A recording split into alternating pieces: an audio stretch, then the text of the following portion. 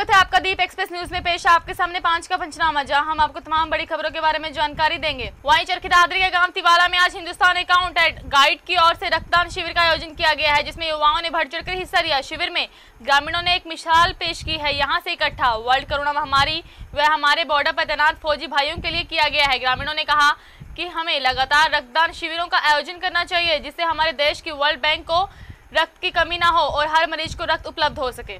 ये इन्होंने बड़ी खुशी की बात है जो इन्होंने कारगिल के शहीदों के नाम से जो इसको ब्लड डोनेशन किया है, तो इसमें हमें कोई कमी नज़र नहीं आई। इन्होंने बड़ी दिलचस्पी से और अपना मतलब क्या बढ़िया काम कर रहे हैं। जो भी जितनी टीम है सब मिलजुल करके, हमें कोई किसी प्रकार की इसमें तो डाउट नहीं है, ना कोई डिफिकल्टी है। हाँ जी, ऐसे जो आयोजन हैं ये मतलब शहीदों के नाम से होते रहने चाहिए। पीढ़ियाँ हैं उनको भी ये ताकि पता चले कि भी आगे भी मतलब क्या है शहीदों के नाम से ये काम चलता रहे। यमुनानगर में भी कोरोना की रफ्तार कम नहीं हो पा रही है। जिले के civil surgeon doctor Vijay Dahiya ने बताया कि जिले में अब तक स्वास्थ्य विभाग की ओर से 15,557 सैंपल जांच के लिए भेजे गए हैं, जिसमें से 292 सैंपल रिपोर्ट पॉजिटिव आ चुकी है। अब तक 14,824 रिपोर्ट नेगेटिव आई है और कल व परसों की रिपोर्ट जोड़कर कुल 504 रिपोर्ट आना अभी बाकी है। बता दें कुल जिले में 112 केस एक्टिव है, जिनमें से 100 केस यमुनानगर से हैं और 12 बाहरी जिलों से हैं। 169 पेशेंट डिस्चार्ज भी हो चुके हैं। पूरी जानकारी के लिए आपको बता दें कि जिले में अब तक 5 कोरोना पॉजिटिव की मौत हुई है। हम टोटल सैंपल की बात करें तो अभी तक हमने 15,557 सैंपल लेकर भेजे हैं, जिनमें से हमारे 292 सैंपल जो है वो पॉजिटिव आए हैं। इन 292 में 247 ऐसे लोग हैं जो यमुनानगर के रहने वाले हैं और 45 लोग ऐसे हैं जो यमुनानगर से बाहर के रहने वाले हैं, दूसरे प्रदेशों से भी हैं और दूसरे जिलों से भी हैं। और हमारी 14,824 जो रिपोर्ट्स हैं वो नेगेटिव आई हैं और कल की और कुछ परसों के सैंपल जोड़कर हमारे 504 रिपोर्ट अभी आनी बाकी हैं। अभी तक हमारे पास कुल 112 केसेस एक्टिव हैं, जिनमें से 100 हमारे ज़िले के हैं और 12 जो हैं बाहर के ज़िलों के मरीज जो हैं। यमुनानगर के जो से बिलोंग करने वाले टोटल 119 मरीज अभी एक्टिव हैं और 169 हमारे जो पेशेंट हैं वो डिस्चार्ज हो चुके हैं और अभी तक हमारी अनफॉर्चुनेटली 5 जो है डेथ हुई है। वहीं कुरुक्षेत्र में पूर्व मंत्री कांग्रेस के कद्दावर नेता अशोक अरोड़ा ने भाजपा सरकार पर निशाना साधते हुए कहा कि जब से भाजपा की प्रदेश में सरकार बनी है तब से हरियाणा प्रदेश में नए नए घोटाले सामने आ रहे हैं। साथ ही उन्होंने कहा कि प्रदेश के अंदर शराब का घोटाला हुआ है, उसी के साथ साथ चावल का भी घोटाला हुआ है। वहीं रजिस्ट्री घोटाले पर अशोक अरोड़ा ने कहा कि हरियाणा प्रदेश का कोई ऐसा जिला नहीं बचा जहां पर रजिस्ट्री में घोटाला न हुआ हो। उन्होंने आरोप लगाया कि प्रदेश की सरकार केवल घोटालों की सरकार बनकर रह गई है।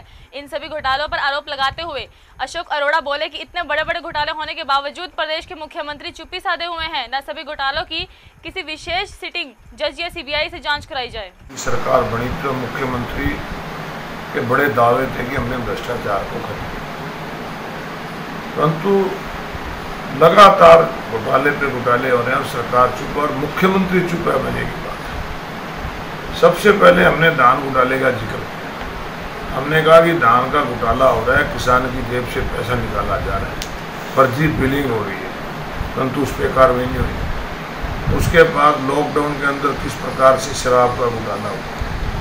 अब चावल घोटाला भी, धान घोटाले पे अगर कार्रवाई हो जाती तो ये चावल घोटाला नहीं होता, चावल की शॉर्टेज नहीं होती, बाहर से चावल जाके यहाँ बेचा जाता है, जो सरकार की जीरी है उसे महंगे दाम में बेचा जाता है। इस प्रकार घोटाले होते हैं और रजिस्ट्री के अंदर तो कोई शहर ऐसा नहीं बचा कि जहाँ तहसीलदारों ने पैसे ना लिए।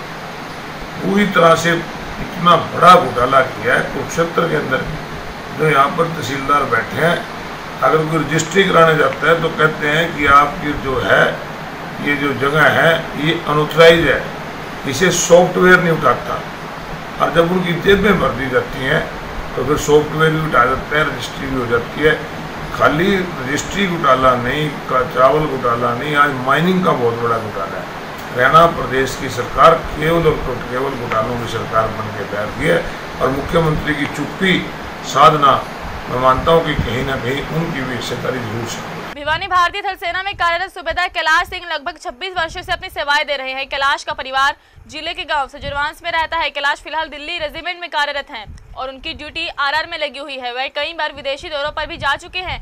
वह उनके विदेशी सेनाओं के साथ भी अभ्यास कर चुके हैं, जबकि कैलाश लगातार फौज में भारत देश की सेवा कर रहे हैं। 3 अगस्त को रक्षाबंधन पर उनके परिवार जिन्होंने बताया कि वह मिलजुल कर रक्षाबंधन मनाते थे, लेकिन अब की बार कोरोना काल के चलते उन्हें छुट्टी नहीं मिल पाई है, जिसकी वजह से उन्हें राखी डाक विभाग की ओर से उन तक पहुंचाई है।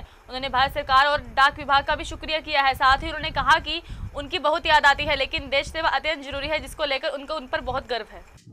जी, हमारे परिवार में से फौज में लग रहा है, पहले मेरे ससुर फौज में थे, उनने भी भारत की सेवा करी, सेना में थे वे भी। और अब मेरे परिवार में से एक सदस्य में से और कैलाश, वो भी सेवा करे, 26 साल हो गए उनने। और विदेश भी गए हैं 1-2 बार। RR में ड्यूटी है, अब फिलहाल RR में ड्यूटी है। हाँ, पहले तो हम सारा परिवार इकट्ठे मिलजुल कर त्योहार मनाते थे, और अब रक्षाबंधन 3 तारीख की है, अभी छुट्टी उसको नहीं मिल रही। कई बार त्योहार रुक जावे हैं, राखी उस तरह डाक द्वारा भेजी जाती है, क्या करा टाइम पे नहीं आने के कारण वो अपनी सेवा करे। देश की सेवा करनी भी जरूरी है, और सरकार भी खूब सेवा कर रही है, फौजियों की सबकी कर रही है। और फौजिया की तो ड्यूटी भाई उस बॉर्डर पर है, वो देश की रक्षा कर रहे हैं। अगर देश की रक्षा ना करे तो कौन करेगा। और इससे जालंधर के पूर्व पार्षद के घर में 8 से 10 लोग खेल रहे जुए पर पुलिस का रेड मारने का मामला सामने आया है। इस दौरान पुलिस ने 2.5 लाख रुपए भी मौके पर बरामद किए हैं। पूरी जानकारी के लिए आपको बता दें, CIA स्टाफ की पुलिस ने गुप्त सूचना मिलते ही घर में रेड की थी। फिलहाल पुलिस ने आरोपियों को गिरफ्तार करके गैम्बलिंग एक्ट के तहत मामला दर्ज कर लिया है। ADCP क्राइम हरप्रीत सिंह बेनीपाल ने बताया कि जिस घर में रेड की उनके वो पूर्व महिला पार्षद का घर है। इनका न्यू जवाहर नगर में बड़ा रेस्टोरेंट भी है। 2.5 लाख रुपए मौके से बरामद कर सभी पर गैम्बलिंग एक्ट के तहत मामला दर्ज किया जा रहा है। मामला ये सीगा भी फैमिली फ्रेंड इकट्ठे होकर घर 'ਚ जुआ खेड रहे ਸੀਗੇ, मतलब जिमें भी जुआ खेड रहे ਸੀਗੇ। इन्फॉर्मेशन आई, इंचार्ज CIA ਨੂੰ ਇਹਨਾਂ ਨੇ ਰੇਡ ਕੀਤਾ, ਉੱਥੇ 5 ਬੰਦੇ ਖੇਡਦੇ ਮਿਲ ਗਏ ਤੇ ਜਿਨ੍ਹਾਂ ਦੇ ਖਿਲਾਫ ਅਸੀਂ ਗੈਂਬਲਿੰਗ ਐਕਟ ਦਾ ਪਰਚਾ ਦਰਜ ਕਰ ਲਿਆ। ਰਿਕਵਰੀ ਕਿੰਨੀ ਹੋਈ? 2.5 ਲੱਖ ਰੁਪਈਆ ਰਿਕਵਰੀ ਮੌਕੇ ਤੋਂ। ਸਰ ਕੋਠੀ ਕਿਹਦੀ ਹੈ? ਕੋਠੀ ਇਹ ਦਰਸ਼ਨ ਸਿੰਘ ਦੀ ਹੈ। ਤੇ ਕੌਣ ਹੈ ਜੀ? ਇਹ ਕੋਈ ਸਾਬਕਾ ਇੰਪਰੂਵਮੈਂਟ ਟਰਸਟ ਦੇ ਚੇਅਰਮੈਨ ਨੇ। ਤੇ ਸਰ ਜਿਹੜੇ ਬੰਦੇ ਫੜੇ ਗਏ ਉਹਨਾਂ ਦਾ ਕੀ ਨਾਮ ਹੈ? ਵਿੱਚ ਇਹ ਕਾਉਂਸਲਰ ਨੇ ਕਿ ਚੇਅਰਮੈਨ? ਉਹਨਾਂ ਦਾ ਮੇਰੇ ਕੋਲ ਡਿਟੇਲ ਪ੍ਰੈਸ ਨੋਟ 'ਚ ਦੇਵਾਂਗੇ ਸਾਰੀ ਤੁਹਾਨੂੰ ਨਾ। ਸਰ ਚੇਅਰਮੈਨ ਹੈਗੇ ਨੇ ਕਿ ਕਾਉਂਸਲਰ ਹੈਗੇ ਨੇ? एक मिनट यार, मैं किदी हुई है नाम दो, ऐसी प्रेस नोट सारे दवांगे यार। 5 का पंचनामा देखने के लिए दीप एक्सप्रेस न्यूज को लाइक एंड सब्सक्राइब कीजिए।